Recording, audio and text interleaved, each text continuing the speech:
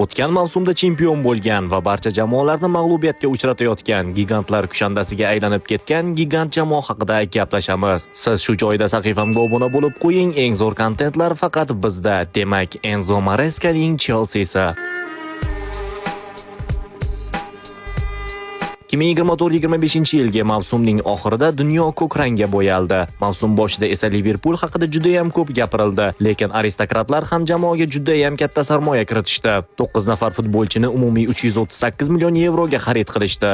2024-25-yilgi mavsum Chempionlar Ligasi g'oliblari Paris Saint-Germainni mag'lub etishdi va Jahon chempionati kubogiga ega chiqishdi. Ular oxirgi marotaba 25-oktyabr sanasida Sunderlandga yutqazishgan edi. Shundan so'ng ular umuman mag'lubiyatga uchrashganicha yo'q. Manchester United va Brightondan uchralgan mag'lubiyatlardan so'ng ularning qarshisiga amaldagi APL chempioni Liverpool chiqdi. Ammo 90+6-daqiqada Estevao atalmish maxluq shu o'yinni o'ziniki qildi. Keyin ularning qarshisidan amaldagi Yevropa chempionati chempionlari Tottenham chiqdi, ammo Joao Pedroning fenomenal o'yinidan so'ng ular g'alaba qozonishdi. So'ng yaqinda Chempionlar Ligasi doirasida ular amaldagi La Liga chempionlari Barselona bilan to'qnashishdi. Ammo PSJdagi bo'lgani kabi 3-0 hisobida Chelsea g'alaba qozondi. Enzo Maresca umuman boshqacha tipdagi jamoani qura oldi deb bemalol aytishimiz mumkin. Murabbiyning 4-2-3-1 sxemasi allaqachon ishlashni boshlagan. Siz nafaqat Chelsea, balki boshqa jamoa ishtirokidagi o'yinlarni jonli efirda ko'rishni va futboldagi eng qaynoq xabarlarni o'qib borishni istasangiz, hoziroq profilim opisiyaniyasida link ko'rsatilgan Telegram kanalga obuna bo'lib qo'ying.